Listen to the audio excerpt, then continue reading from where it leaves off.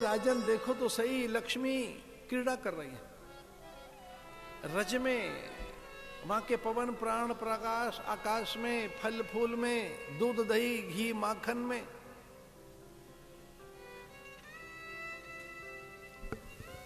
हम तो बड़े भाग्यवान हैं, कुछ दिन मुझे ब्रजवास मिला, कुछ दिन ब्रज में रहा हूं, वहां मैंने मधुकरी ली है। मधुकरी माने भिक्षा, ब्रजवासियों के बीच में मधुकरी ली है हमने, हम बड़े भाग्यवान हैं।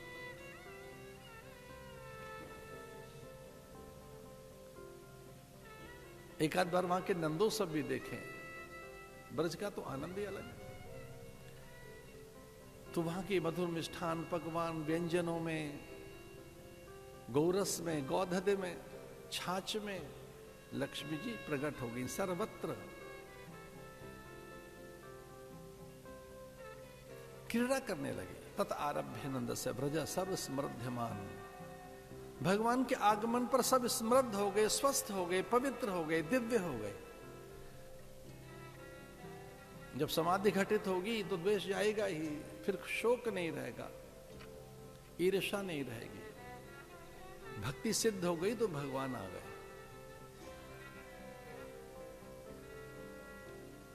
सुखदेव मुनि कहते हैं राजन इनकी भक्ति सिद्ध हो गई है, इसलिए भगवान प्रकट हो गए। और भक्ति में द्वेष नहीं रहता, राग नहीं रहता। अद्वेष्टा सर्वभूतानां मैत्र करुण एवच। निर्ममो निरहंकार, ये अहंकार शून्य है। अनपेक्षा सुचिर दक्ष, सर्वारंभ परित्यागी। ये सर्वथा शुद्ध बुद्ध प्रबुद्ध हैं, इसलिए इन्हें उसका अनुभव हो गया है। एक दूसरे का आदर कर रहे हैं, एक दूसरे को दे रहे हैं। ऐसा करिए, अकारण ही कभी चीजें बांटते निकलो, अकारण बड़ा आनंद आएगा। वहां जहां हीन है, दीन है, साधनहीन है, जो बलहीन है, गुणहीन है, श्रीहीन है, उन तक पहुंचाइए। जो साधनहीन प्राणी है वहां तक अपनी सामग्री लेकर जाओ। जो साधनहीन है, हाँ अपनों को तो दें, लेकिन जो साधनहीन है उसे भी दें। एक दूसरे को बांटने लगे, कोई गोरस दे रहा है, कोई माखन दे रहा है। उत्सव, एक दूसरे के राग लगाने लगे, चंदन लगाने लगे, गुलाल अबीर, ये उत्सव है नंदोत्सव। पूतनैति पूतना, जो पवित्र नहीं है विचारों से, ऐसी कंस की अनुचरी आ गई, उसे भनक लग गई कि यहां पैदा हो गया बालक। क्योंकि कंस ने देखा कि वसुदेव के हाथ में तो कन्या है, उसे उठाना चाहा कि वो आकाश में चली गई। पहले 4 भुजा देखी, फिर वो अष्टभुजा, फिर शतभुजा, फिर कोटि कोटि उसके भुजाएं दिखाई दी। भयभीत हो गया कंस। जय तुम देवी चामुंडे, जय भूतारिते हारणे, जय सर्वगते देवी, काल रात्रि नमोस्तुते। लगा कि काल रात्रि आ गई। देवी प्रचंड दौर दंड दैत्य दर्प विनाशिनी, वह जगदंबिका कृष्णीन संसुता देवी शाश्वत भक्तिया सदाम्बिके, वह जो सौभाग्य देती हैं, रूप देती हैं, यश देती हैं, द्वेष का नाश करती हैं। विदेही देवी कल्याणम, विदेही परमाम श्रेयम, वो जगदम्बा आ गई।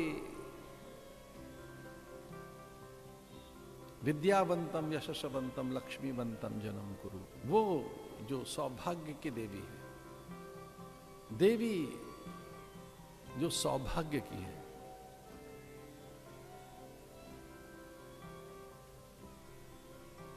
रूपम देही जयम देही। जब चारों ओर आह्लाद और आनंद ये बिखर गया रस, तो कंस ने अपनी अनुचरी भेजी। उसने कहा मैं विष लगाकर जाऊंगी, अपने स्तनों पर दूध पिलाने के बहाने से बालक की हत्या कर दूंगी। पूतनैति पूतना, पूतना को अविद्या बताया है। अविद्या ढक लेती है, अविद्या ने ढक रखा है हमको, सत्य को दिखने नहीं देती।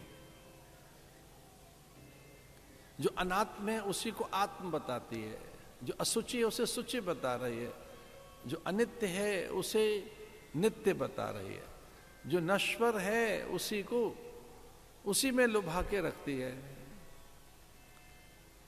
इसलिए गाढ़म कराभ्याम, भगवान ने उसे जब ढक लिया भगवान को पूतना ने, तो भगवान ने उसके स्तनों को पकड़ा। गाढ़म कराभ्याम भगवान प्रियत प्राणे समम रोष समन्वितौ पिबत। वो मारने के लिए आई थे, भगवान ने गाढ़म कराभ्याम पकड़ा उसके स्तनों को, तो घबराने लगी। प्राणे, भगवान प्राण उसके छीनने लगे। समम रोष समन्वितौ पिबत, और एक प्रकार से जैसे रुद्र चेहरे पर आ गया हो, तो रुद्रों ने मना कर दिया कि विषपान आप क्यों कर रहे हैं, हम करेंगे। तो भगवान बड़े सुंदर और गोरे से अच्छे से देखने लगे। रुद्र भगवान के मुखमंडल और प्रकट हो गए। सांवरा कृष्ण गोरा हो गया। रुद्रों ने कहा नहीं नहीं हम नहीं पीने देंगे। महादेव ने कहा ये नहीं, ये आप मत करो, आप मत करिए, हम पिएंगे, विषपान हमारे हिस्से में आया है। तो जो सांवरा कृष्ण था बड़ा गोरा हो गया, बड़ा सुंदर सा दिखने लगे। तो कोई कहता है ये स्वयं रुद्र महादेव आ गए।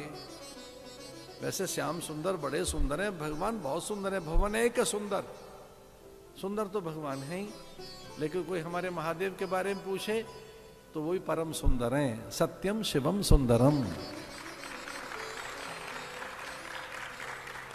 कर्पूर गौरम करुणावतारम। सबसे गोरा कोई देवता है तो महादेव है। महादेव से ज्यादा कोई उज्जवल और गोरा देवता नहीं है। गौर वर्ण, विद्युत वर्ण महादेव का, वो सांवरे नहीं है, विद्युत वर्ण, विद्युत वर्ण है उनका। कर्पूर गौरम, वो तो विनय के कारण वो विस्मय किसी को न हो, उनकी विभूति से कोई पहचान न ले कि वो परम है, वो आदि देव है, महादेव है। आरंभ के भी आरंभ में, पूर्व के भी पूर्व में, और सत्य के भी वो साक्षी हैं, कर्म साक्षी हैं। भगवान महादेव इसे विभूति धारण कर लेते हैं, भभूत लगा लेते हैं। मन के कोने कोने में उल्लास स्वाभाविक है।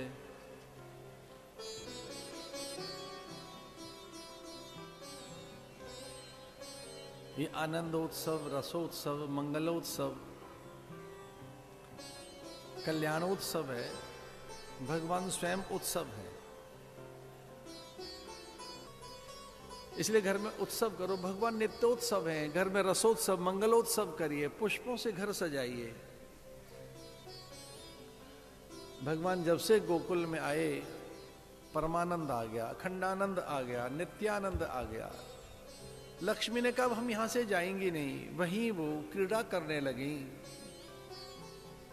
वो खेलने लगी, वो वहां के मृदकणों में, रजकणिकाओं में वो धूल धूसरित हो गई, अपना वैभव विसार दिया लक्ष्मी ने।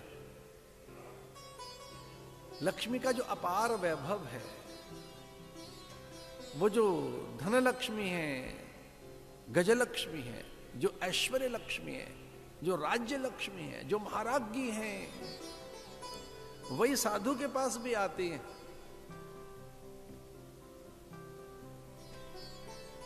आपके अच्छे संस्कारों से, आपके शील, आपकी पवित्रता से, आपकी सुचिता से वो प्रभावित होकर आपके पास आएंगे, धन के रूप में, वैभव के रूप में, सिद्धि प्रसिद्धि के रूप में। उच्च भवन लेकर आएंगी, बड़े वाहन लेकर आएंगी, चौं दिशाओं में कीर्ति फैल जाएगी आपकी। बड़े बड़े लोग आपसे संबंध बनाने के लिए व्याकुल होकर पीछे पीछे दौड़ेंगे आपके। जब वैभव लक्ष्मी आएगी, ऐश्वर्य लक्ष्मी आएगी, राज्य लक्ष्मी आएगी, महाराज्ञी आएंगे आपके यहां, तो क्या नहीं होगा। आपकी सुचिता, पवित्रता से, ऐन्द्रिक संयम से, आपकी सत्यनिष्ठा से जब वो रीझ जाएंगी, तो चहुं दिशाओं में आपका ऐश्वर्य सबको आकर्षित करेगा। तो जब लक्ष्मी गृहस्थ से प्रसन्न होती हैं तो इतना दे देती हैं, और जब वो साधु से प्रसन्न होती हैं तो उसे वैराग्य दे देती हैं, ज्ञान दे देती हैं। वैराग्य लक्ष्मी,